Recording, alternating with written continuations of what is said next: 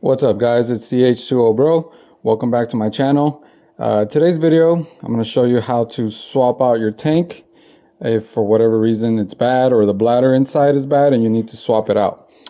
So first thing you're going to do, you're going to turn off the valve for your feed and you're going to turn off the valve for your tank like I've done here. After both are done, you can grab a towel, put it underneath here.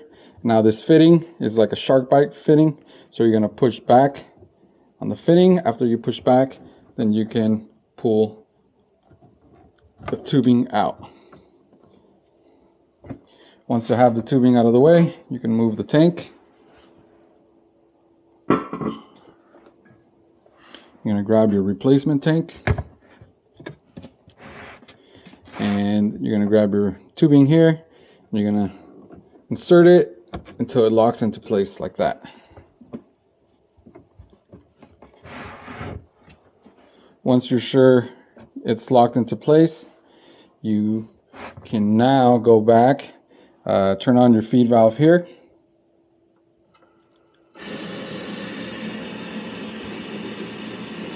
You're going to leave this closed so you can check for any leaks, because leaving this closed is leaving the system pressurized, and that's when you really can tell if there's a leak or if you're good to go.